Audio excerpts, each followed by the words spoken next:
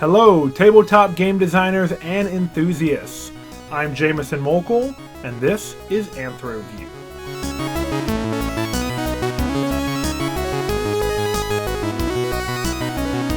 Today, I'm going to be presenting our second video on anthropology for tabletop game design, though this is the first video that really gets into the methods and the meat of what we're going to be talking about. The first video was more of just an introduction.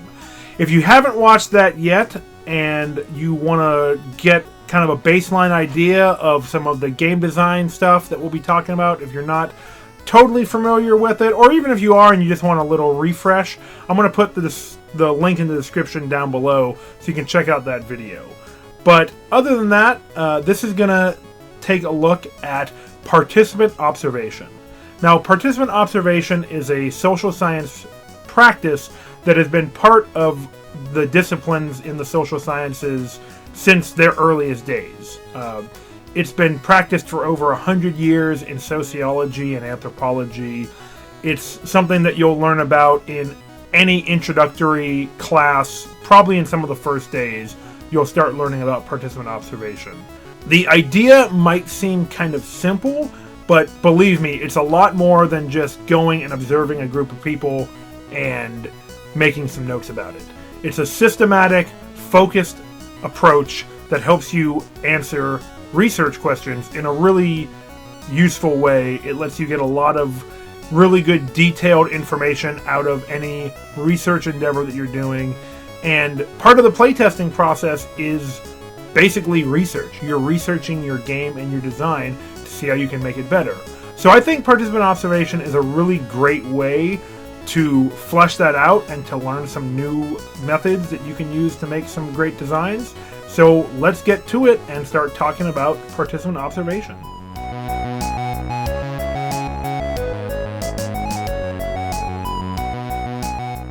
Let's start with a definition. For our purposes, we'll define participant observation as the process of learning through exposure to or involvement in the day-to-day or routine activities of participants in the research setting. If you want to know about a group of people, your best way to collect that information is, well, to meet with them and interact. My favorite description of participant observation comes from anthropologist Clifford Geertz. He described it as deep hanging out, or being as fully integrated as possible into the community you're studying. This helps to better understand people's behaviors, values, beliefs, and so on. If you're involved in a community of designers and playtesters, you're probably already doing some form of deep hanging out. You're playing games with people, talking about design regularly, and keeping up with what's happening in the board game industry, which is to say, you are deeply engaged with your fellow board game players and designers. And that is very much what participant observation is about. You meet up with people, chat, interact, and learn about one another and your interests, which gives you unique insights and perspectives into how and why people do the things they do. Sounds a lot like playtesting, right? If you're a designer, it should be pretty intuitive to implement some of the formal practices of participant observation.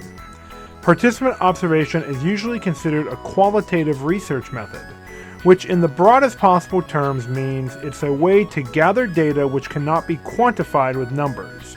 It's about actions, behaviors, and the reasons people do things, though you can collect quantitative data through participant observation too. That being said, it usually focuses on why and how questions, and you can learn many types of things using qualitative research.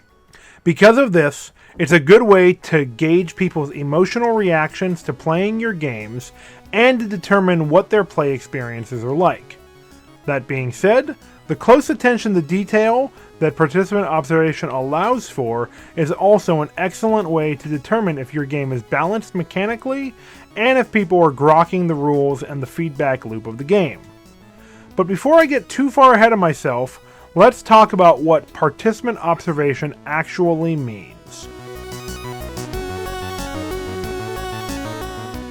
So the first word of participant observation is a clue to what the practice is. It's a form of participation. In this case, participation in a community. Your game design community might take on many forms. It probably includes local people and distant connections online, and it can change size over time, sometimes expanding, sometimes shrinking, depending on circumstances. When you're a designer, one of your greatest resources is other designers.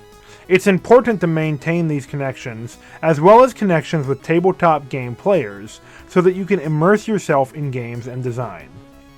In anthropology, participant observation usually begins with a researcher finding the group they're going to study, to participate with, and making a connection with that group somehow. When I started this project, I had no idea how I was going to connect with designers, so I started by asking a few friends, and I got connected with a local group on meetup.com. The group holds regular events in public places that members can attend, so I just started going to those events.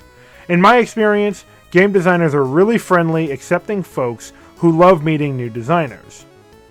As part of this group, I had no trouble getting experienced designers to play my early prototypes and give me great feedback, even though I was a total newbie. I'm going to talk more about finding and building a design community in another video in this series, so for now, just know that a big part of participant observation includes finding other people doing design and participating with them.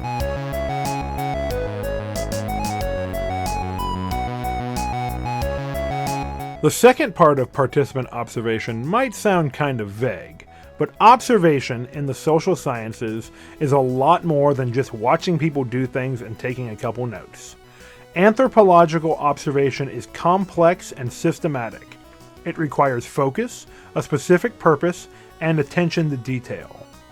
When a social scientist goes into the field to do participant observation, they are using theory, practice, and their research questions as a guide. They have a sense of what they want to see, but since they're working in a dynamic and unpredictable environment, a social setting, they need to be flexible and open to new things, which are qualities you'll want to foster as a designer. Something social scientists know is that it's better to enter the field with questions rather than assumptions. In design terms, you want to know if your prototype is good and worth pursuing, or how it can be improved. You aren't trying to show off your game and convince your testers why it's already great, because the whole playtesting process is predicated on the idea that your prototype is just that, a model that can be improved. If you're planning to design using participant observation, you actually have an advantage over an anthropologist going into the field for the first time. As a designer, you've got your theories and research questions ready to go. Your theory is your game, the model for you to test. Your research questions are things like, does this game work as I intended? Or, does it elicit the feelings and reactions I want? Or, do people enjoy playing it? But you still need to structure your playtest with intention and learn techniques for getting the most valuable information you can out of the people who test your games. We'll talk more about this when we discuss focus groups too, but for now, the thing to keep in mind is that you are trying to view people's behaviors through the lens of a researcher. Playtesters have important information that you need, and you want to collect it in a way that you will be able to translate into potential improvements for your design. Another great part about doing participant observation with designers and tabletop gamers is that you'll get the opportunity to try a wide range of games, both prototypes and published games. This will broaden your perspective and open you up to new ideas. For example, I mostly own and play cooperative games, and therefore most of my designs have been co-op. But when I playtest with local groups, I'm taken out of my comfort zone, and I get to experience new game systems I might not otherwise play. I end up playing competitive games with mechanics I've never tried, or that are being implemented in ways I'm not familiar with. This in turn inspires new ideas for my designs, and gives me insights into how other designers create games. Okay, so I'm sure you're saying to yourself at this point, participant observation sounds amazing, but how can I add it to my design process? Well, I'm glad you asked. Participant observation is a great way to learn about human behavior, And since tabletop games are effectively predicated on player interaction, this method is a great way to learn about player motivations, interactions, and choices, while also getting feedback about your game system. Participant observation is a great way to collect valuable information about your games as you playtest. Involving yourself deeply in the playtesting experience will benefit you in countless ways, increasing your own knowledge about games generally, your prototype specifically, and the types of designs other people are playing and working on. The playtesting process also has the dual purpose of getting feedback on your games and developing bonds with others by playing their prototypes, creating a pattern of reciprocity that could benefit you and the game design community. When you have a prototype at any stage, one of the best things you can do is to playtest it, preferably with some other people, because it's really hard to assess a game objectively when you designed it. And for a number of reasons, whenever possible, you want to playtest with people who are weak ties relationships, meaning acquaintances who aren't your close friends or family. This doesn't necessarily mean total strangers, but can be people you just met or ones you see regularly but not who you know really well. In many cases, these weak ties acquaintances are some of the best people to playtest with. They aren't so close to you that they will have an inherent bias in favor of your creative work or want to protect your feelings from any critical feedback. It is extremely valuable, especially during the prototyping phase, to have a group of people who know enough about games and game design that they can provide useful feedback that is grounded in experience. So if you have local gaming groups, or better yet, tabletop designer meetups, you should take your designs to those events and get those people to play them. Once you find a playtesting group, you'll want to prepare yourself to participate and observe. Get your note-taking tools ready and position yourself where you can see as many players as possible. You're going to want to be able to see their faces so you can record reactions like smiles, frowns, and so forth. You can actually practice this while playing other people's prototypes as well.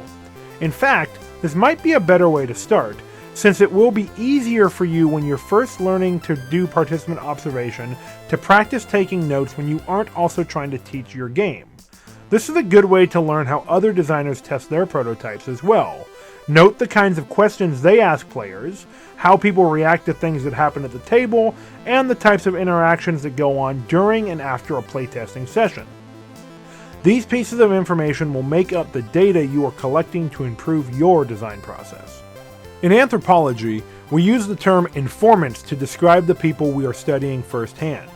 As a game designer, your informants are your playtesters, the people who you will be asking to play and critique your games and whose reactions and feedback will help guide the next iteration of your design. Designers usually test their designs themselves, with friends and family, their spouses, and with anyone they know who will try out their game. This is a great way to get some initial kinks worked out and to test out new ideas, but after a certain point the usefulness of this kind of testing will diminish, and that's when you want some new informants. These should be the weak ties acquaintances I was talking about, people who haven't played your design, who don't have preconceptions about it, and who don't have a strong emotional investment in you and your feelings. It's vitally important that you get a wide range of people to test your designs for playability, balance, and to figure out if the game is fun. Now, it might sound challenging to get people you don't know very well to playtest your designs and to give you feedback, but you'd be surprised how easy it really is. The thing social scientists know that pretty much enables all of their research is that people usually like to talk about themselves and to tell you what they think about the things that matter to them. So getting tabletop gamers to test your games and give you feedback is generally pretty easy. Even at the first few game design meetups I attended, I was quickly welcomed and asked what I was designing. The designers I've met make an effort to play other people's games and to give constructive feedback, even for prototypes that aren't very good. I was able to get even veteran designers to try out my original prototypes, and they picked it apart in the nicest way possible, giving me a bunch of ideas for how I could improve my game. You should be aiming to get as many playtesters as possible to try out your prototypes, and to get as much feedback about your designs from them as you can. Ask questions, make sure they understand the rules, find out what they like and what they'd change. Basically, take note of anything they'll tell you about your prototypes. That being said, You need to make sure you are keeping track of all this information in an organized, systematic way, because you will not remember everything from memory alone, especially a lot of the details. So I've talked about note-taking, but what does that mean when you're doing participant observation? One of the challenges for this kind of research is that it is difficult to take notes on behaviors, reactions, and issues that come up with the prototype itself while also overseeing a playtest. Later in the design process, you might be able to get someone to teach your prototypes so that you can focus on observations. But even if you have to teach the game yourself, you can still record all the important stuff your playtesters are telling you, whether it's with their voices, their reactions, or their interactions. It's important that you make observations with as much detail as possible. In anthropology, we always want to achieve what we call thick description. We want to recount the sights, the smells, the tastes, and the richness of the interactions between people and the behaviors they perform in their daily lives. Now, that level of detail isn't really necessary in design. You probably don't need to note that player 1 is eating a tuna sandwich or that the walls of the room are yellow. But you do want to keep track of subtle pieces of information, like whether somebody looks confused but isn't saying anything, or if a particular mechanic or interaction elicits groans or excited smiles from playtesters. People can tell you a lot without saying a word, and at times we might need prompting to state what we are feeling when we're playing a game. If you can, take time after the playtest is finished to ask people about their reactions. You might get some deeper insights into what's working or not in your prototype. All this is a long way of saying, keep track of more than just the words people speak when they test your prototypes, and follow up whenever possible to find out what motivates their actions in-game and their reactions to the game. One of the ways you can get the best feedback possible is to maintain some objective distance. You don't want to do anything that will make your playtesters feel unwilling to give you their honest feedback. Some of the best advice I've ever gotten for doing qualitative research is that you should view your informants as experts and act like what they are telling you is fact. That means that, at least while you are interacting with them in a research context, you treat them as if they know all the answers and that everything they tell you is important. In terms of game design, this means that whatever your playtesters tell you, you treat it as fact. Now, of course, you can disagree with their assessment or suggestions, or think that they're flat out wrong and that you have a better solution, but you never need to tell them that. Just collect the data. You're not there to argue with their opinions, you're trying to assess the quality of your design. So treat your playtesters like experts and let them give you their unfiltered reactions. Later, you'll go back over your data and decide what to work with and what to ignore. It's important to keep in mind that objective distance also includes the time you step away from your community to work with your data alone. In design, this is the time when you develop your prototype using the information you have collected from playtesting. After all, as much fun as playtesting can be, you still need to reflect on player feedback, iterate on your prototype, and set up components and rewrite rules for the next stage of testing. That is the time for you to look at what people said and decide how you will or will not implement it into your game. Using participant observation in the design process is similar to some of the practices designers already use. After all, tabletop game players are passionate about their hobby. Many of the designers I've worked with are already running playtests in a way that is reminiscent of anthropological methodologies. That's what originally inspired me to begin this project. My hope is that these steps and techniques are familiar, but that they also offer some new insights for how you can start to improve your design process by adding a social science approach. If you have any comments or questions, please get involved in the discussion below. And if you liked this video or found it helpful, please subscribe to AnthroView and join our Facebook group. Next time, I'll tell you about using focus group techniques for playtesting. Until then, may knowledge guide you. Thanks for watching.